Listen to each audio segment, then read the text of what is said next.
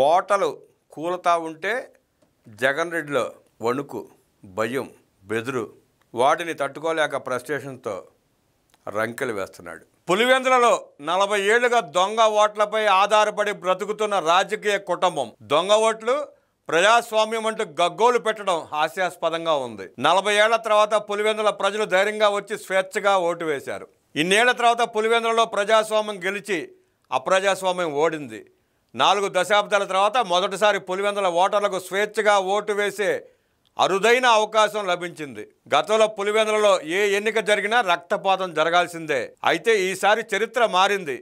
పులివెందుల ఉప ఎన్నికలను TDP, YCP ఎంత ప్రతిష్టాత్మకంగా తీసుకున్నాయో అధికార యంత్రాంగం కూడా అంతే పట్టుదలగా తీసుకోవడంతో కొన్ని చెదురుమదురు ఘటనలు తప్ప పోలింగ్ ప్రశాంతంగా ముగిసింది. పోలింగ్ ఏర్పాట్లలో అధికార యంత్రాంగం చివరి వరకు అప్రమత్తంగా వ్యవహరించి ఎంపీ అవినాష్ రెడ్డిని, అధికార పార్టీ ఎమ్మెల్సీ రాంగోపాల్ రెడ్డిని సహా పోలింగ్కు ముందే అరెస్ట్ చేసి నిష్పక్షపాతంగా ఎన్నికలు నిర్వహించారు. కూటమి ప్రభుత్వానికి పులివెందుల, ఒంటిమిట్ట ప్రజలు అపూర్వ మద్దతు తెలిపారు. జగన్ రెడ్డి రాక్షస రాజకీయాన్ని సహించేది లేదని తీర్పు ఇచ్చారు. నెత్తికెక్కిన నడమంత్రపు నాయకుడి కళ్ళు నేలకు దించారు ప్రజలు. సొంత పులివెందుల జడ్పీటీసీ ఎన్నికల్లో డిపాజిట్ కోల్పోయినందుకు జగన్ రెడ్డి సిగ్గుపడాలి. ఆ రోజు కుప్పం పురపాలక ఎన్నికల్లో తెలుగుదేశం ఓడిపోయినందుకు చంద్రబాబు అసెంబ్లీకి వస్తే ఆయన ముఖం చూడాలని ఉందని వెటకారం చేసిన జగన్ రెడ్డి ఈరోజు సొంత పులివెందులలో డిపాజిట్ కోల్పోయినందుకు తల ఎక్కడ పెట్టుకుంటారని ప్రజలు ప్రశ్నిస్తున్నారు. చట్టబద్ధ పాలనకు సమాధి కట్టి ఓటర్లను ఓడించి తాను గెలవడానికి అడ్డదారిని ఎంచుకున్న ప్రబుద్ధుడు జగన్ రెడ్డికి ప్రజాస్వామ్యం అన్న పదం నోటి వెంట తప్ప ఆచరణలో ఎక్కడా కనిపించదు. ఎన్నికల్లో గెలుపు కోసం రాజ్యాంగ వ్యవస్థను భ్రష్టు పట్టించే ప్రక్రియలో తండ్రి వయస్సు కంటే 4 ఆకులు ఎక్కువే చదివిన జగన్ రెడ్డి సామ దాన దండోపాయాలతో ఓట్లను కొల్లగొట్టి ఓటర్లను ఓడించి తాను గెలవడానికి అలవాటు పడిన జగన్ రెడ్డికి ఈసారి దొంగ ఓట్లు గుద్దుకోవడానికి వీలు పడకపోవడంతో అక్కసుతో ఇష్టానుసారం మాట్లాడుతున్నాడు. పులివెందుల కౌంటింగ్లో 30 ఏళ్ల తర్వాత ఓటు వేశామని ఓటుతో పాటు వేసిన స్లిప్పులు బయటపడటం అంటే అక్కడ ఎంత దారుణమైన పరిస్థితులు ఉన్నాయో అర్థమవుతుంది. ఏ ఎన్నికలైనా ఏకపక్షంగా జరిగిపోవాలన్నదే ఫ్యాక్షనిస్టుల నైజం. తాను అనుకున్నట్లుగా ఏకపక్షంగా ఎన్నికలు జరగలేదని గంగ వెరులెత్తిన జగన్ రెడ్డికి పులివెందుల, ఒంటిమిట్ట ఉప ఎన్నికల్లో పోలీసులు పచ్చ చొక్కాలు వేసుకుని డ్యూటీ చేశారని, చంద్రబాబు ఇవే నీకు చివరి ఎన్నికలు కావచ్చు అని, ఈ ముసలి వయసులో కృష్ణ రామ అనుకుంటే పుణ్యమైన వస్తుందని, ఇలా చేస్తే కనుక నరకానికి పోతారంటూ ఇష్టానుసారం నోరు పారేసుకున్నాడు. డిఐజీ వ్యవస్థ మాఫియా ముఠాలా పనిచేస్తోందని, చెంబలోయ బందిపోట్లను మైపరిపించేలా దౌర్జన్యంగా చంద్రబాబు ఓట్లు వేయించుకున్నారని, చంద్రబాబును ఎవరో లీడర్ అనరని, ఫ్రాడ్స్టర్ అంటారంటూ జగన్ మాట్లాడటం చూసిన ప్రజలు ఆయన తినేది అన్నమా లేక మరొకటా అన్న అనుమానం కలుగుతోందంటున్నారు. పంది ఎంత బలిసినా నంది కాదు అన్న సామెతగా ముఖ్యమంత్రిగా పనిచేసిన వ్యక్తి ఈ విధమైన భాషతో చంద్రబాబుపై నోరు పారేసుకోవడం జగన్ నీచ రాజకీయానికి నిదర్శనం. చెంబల్లోయ బందిపోట్లను మరిపించారు అన్నారు జగన్. అసలైన చెంబల్లోయ బందిపోట్లు ఎవరో మీ నాయకుడు మాజీ స్పీకర్ తమ్మినేని సీతారామన్ అడిగితే చెప్పగలరు. జగమంతా దోచిండు, జగన్ ఖాతాలో దాచిండు రాజశేఖర రెడ్డి. స్వతంత్ర భారత చరిత్రలో ఎవరో ఇంత అవినీతికి పాల్పడలేదు.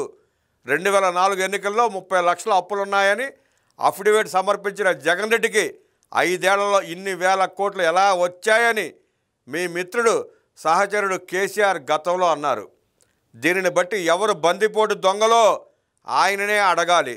కనీసం ఒంగులు టెంకాయ కొట్టలేని నీవు చంద్రబాబు వయసు గురించి మాట్లాడటానికి సిగ్గు అనిపించడం లేదా జగన్ రెడ్డి? చంద్రబాబుకు ఇవే చివరి ఎన్నికలు అన్నావు. అసలు తమరు వచ్చే ఎన్నికల్లో పులివెందులలో గెలవడం గురించి ఆలోచిస్తే మంచిది. నీ బతుకంతా ఎదుటి వాళ్ళు నాశనం కోరుకోవడమే తప్ప మంచి కోరుకునే తత్వమే నీకు లేదు. సీఎం చంద్రబాబు ప్రపంచ స్థాయి నాయకుడు. ఆయన విలువ నీ వంటి మరుగుజ్జులకు ఏం తెలుస్తుంది? ఇప్పటికే మనోవ్యాధితో బాధపడుతున్న జగన్ రెడ్డి తమ కోటలకు బీటలు వారడంతో ఇటువంటి వికృత మాటలు మాట్లాడుతున్నాడు. ఇన్నాళ్ళు పులివెందుల నా అడ్డా అని విరవీగిన జగన్ రెడ్డి ఇప్పుడు తన కోటకు బీటలు బారడంతో ఆహాకారాలు చేస్తున్నాడు. ఆయనలో అసహనం పెరిగిపోయింది. నిరాశ, నిస్పృహలు అలుముకున్నాయి.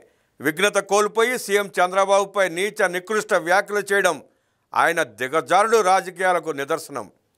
ఆయన భాష రోడ్డు సైడ్ రొచ్చుకుంటలా ఉంది. 5 ఏళ్ల పాటు ప్రజాస్వామ్యాన్ని నరికి పోగులు పెట్టినందుకే జగన్ రెడ్డికి 11 సీట్లు ఇచ్చి ప్రతిపక్షానికి కూడా నీవు పనికి రావని తరిమేశారు. జనం అసహించుకుని చీకొట్టిన భాష మార్చుకోవడం లేదు. 3 ఏళ్ళు కళ్ళు మూసుకుంటే అధికారంలోకి వస్తానని కలగంటున్నావు. నీ బుద్ధులు భూములేలుతుంటే నీ రాతల గాడుదలు కాస్తున్నాయి. నాడు ప్రజాస్వామ్యానికి సిలువ వేసి నేడు ప్రజాస్వామ్యం అంటూ ఎన్ని నీతులు చెప్పినా జగన్ రెడ్డి ప్రజాస్వామ్య ప్రియుడంటే ఎవ్వరూ నమ్మరు. అసలైన ప్రజాస్వామ్య హంతకుడు జగన్ రెడ్డే. ఒక హిట్లర్, ముసోలిని, ఈడి అమీన్, కిమ్ ఆలోచనల ప్రతిరూపమే జగన్ రెడ్డి. అహంకారంతో, ఫెడరలిస్ట్ స్వభావంతో పరిపాలన సాగించిన జగన్ రెడ్డి ప్రజాస్వామ్యం గురించి మాట్లాడటం చూసి ప్రజాస్వామ్యవాదులు సిగ్గుతో తలదించుకుంటున్నారు. జగన్ రెడ్డి అధికారం కోసం ఏమైనా చేసే ఔరంగజేబు. ప్రజాస్వామ్యంలో జగన్ వంటి దుర్మార్గపు రాజకీయ నాయకుడిని ప్రజలు చూసి ఉండరు. ఆయన జమానాలో జరిగిన స్థానిక సంస్థల ఎన్నికల్లో అనైతికమైన అప్రజాస్వామిక విధానాల ద్వారా ప్రతిపక్షాలను అణగదొక్కి ప్రజాస్వామిక స్ఫూర్తిని కాలరాసింది వాస్తవం కాదా? ప్రజాస్వామ్యబద్ధంగా సాగాల్సిన ఎన్నికల ప్రక్రియను కబ్జా చేసి నానా విధాలుగా అక్రమాలకు, అరాచకానికి, విచ్చలవిడి ప్రలోభాల జాతరకు తెగబడిన రాజకీయ దాడి ప్రజాస్వామ్యవాదుల్ని నిశ్చేష్టులను చేసింది. స్థానిక సంస్థల ఎన్నికల్లో ధనం, మద్యం పంపిణీని అడ్డుకోవాలనే వంకతో ఎన్నో ఆర్డినెన్స్లు, జీవోలు జారీ చేశాడు. రాజకీయ ప్రత్యర్థులను లొంగదీసుకోవడానికి, అణచివేయడానికి, ప్రతిపక్షాల అభ్యర్థులు పోటీ చేయడానికి భయపడే విధంగా డబ్బు, మద్యం పంపిణీ చేస్తే 3 ఏళ్లు జైలు, 10,000 జరిమానా విధించే విధంగా పంచాయతీ రాజ్ ఆర్డినెన్స్ తెచ్చింది ఎవడో? ఎన్నికల నిర్వహణకు 21 రోజులు ఉన్న సమయాన్ని 14 రోజులకు తగ్గించి ప్రతిపక్షాలు ప్రజల వద్దకు వెళ్ళి ఓటు అడిగే సమయం, అవకాశం లేకుండా ఎన్నికల నిర్వహణ సమయాన్ని తగ్గించి ఎన్నికల్లో గెలుపు కోసం వ్యవస్థలను బలి చేసింది తమరు కాదా జగన్ రెడ్డి? స్థానిక సంస్థల ఎన్నికల్లో ధనస్వామ్యం, దాదాగిరి, అరాచకంతో ప్రజాస్వామ్య విలువలను బహిరంగంగా బలిచ్చాడు. ఆర్డినెన్స్ ద్వారా ఎన్నికల సంఘానికి ఉండే అధికారాలను ప్రభుత్వం తన చేతిలోకి తీసుకుంది. ప్రతిపక్షం నుండి ఎవరైనా గెలిచినా డబ్బు, మద్యం పంపిణీ చేశారని కేసులు పెట్టి వారిపై అనర్హత వేటు వేసి వారిని తొలగించేందుకు పథకం పనడం.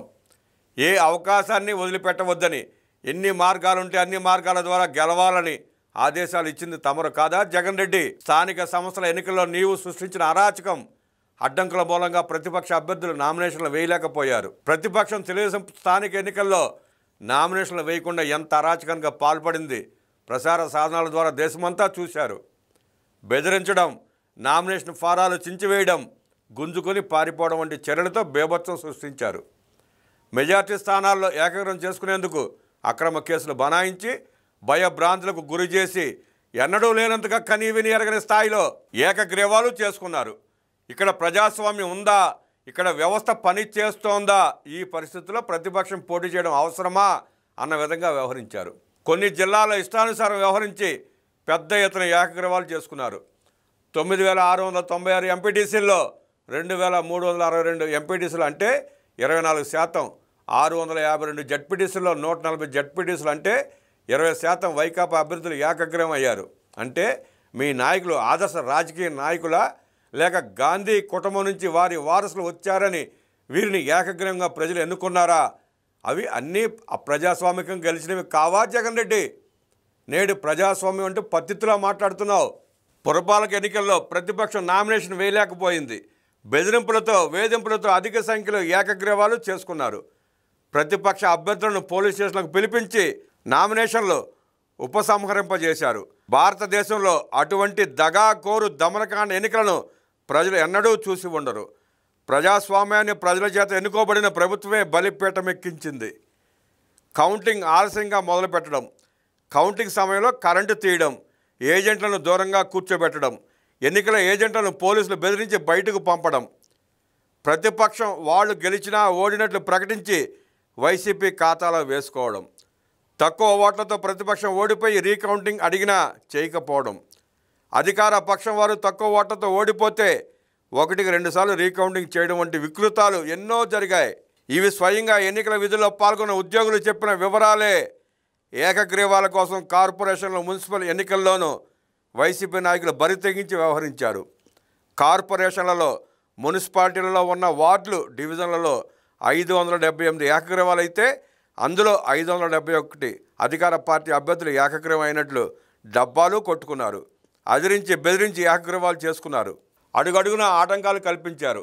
రిజర్వ్డ్ అభ్యర్థులకు అత్యవసరమైన కుల ధృవీకరణ పత్రాలు, నో డ్యూ సర్టిఫికెట్లు, ఇంటి పన్ను రసీదులు ఆనాడు ప్రతిపక్షానికి ఇవ్వనివ్వలేదు. అధికార పార్టీ వారు అడగగానే అధికారులు అవసరమైన సర్టిఫికెట్స్ ఇచ్చారు. కుల ధృవీకరణ పత్రం ఇవ్వకపోవడంతో అనేక చోట్ల ప్రతిపక్షాల నామినేషన్స్ చెల్లలేదు. దీనిపై అధికారులకు ఫిర్యాదు చేసినా ప్రయోజనం లేకపోయింది. ఎవ్వరూ పట్టించుకోలేదు. నామినేషన్స్ వేసేందుకు వస్తున్న వారిపై దాడి చేస్తున్న, నామినేషన్స్ పత్రాలు గుంజుకొని చించి వేస్తున్న పోలీసులది ప్రేక్షక పాత్రే. పైగా మీకు రాజకీయాలు అవసరమా, పోటీ చేయడం అవసరమా అంటూ పోలీసులే బెదిరించారు. నకిలీ మద్యాన్ని పోలీసులే ప్రతిపక్షం వాళ్ళ ఇళ్లలో పెట్టడం, కేసులు నమోదు చేయడం, వైకాపా కార్యకర్తలు తమంతా తామే గాయపరుచుకుని ప్రతిపక్షం వాళ్ళపై కేసులు పెట్టడం వంటి దురాఘాతాలు లెక్కలేనని చేశారు. పోలీసులు వ్యవహరించిన తీరు కూడా జుగుప్సాకరం. రక్షక భటులా భక్షక భటులా అన్న విధంగా వ్యవహరించారు. వైసీపీకి ఓటు వేయకపోతే పెన్షన్లు రావని, రేషన్ కార్డు రద్దు చేస్తామని, ఇళ్ల స్థలాలు ఇవ్వరని వాలంటీర్లు ఇల్లు తిరిగి గ్రామాల్లో బెదిరించారు. అన్ని చోట్ల అధికారాన్ని ఉపయోగించి కుట్రలు, ఒత్తిళ్లు, బెదిరింపులతో ప్రతిపక్షం పోటీలో నిలవాలంటే భయపడే విధంగా వ్యవహరించారు. గుంటూరు జిల్లా మాచర్లలో పట్టపగలు నడి రోడ్డుపై టీడీపీ మాజీ ఎమ్మెల్యే, ఎమ్మెల్సీలపై వైకాపా నాయకులు హత్య ప్రయత్నం చేసినా పోలీసులు పట్టించుకోలేదు. రాష్ట్ర రాజకీయాన్ని భ్రష్టు పట్టించి ప్రజాస్వామ్యాన్ని మేడిపండుగా మార్చారు. అధికారాన్ని అడ్డం పెట్టుకుని ప్రజాస్వామ్యంపై రాజకీయ యుద్ధం చేశారు. చట్టబద్ధ పాలనకు సమాధి కట్టి ఓటర్లను ఓడించి తాను గెలవడానికి అడ్డదారిని ఎంచుకున్న ప్రభుత్వం జగన్ రెడ్డికి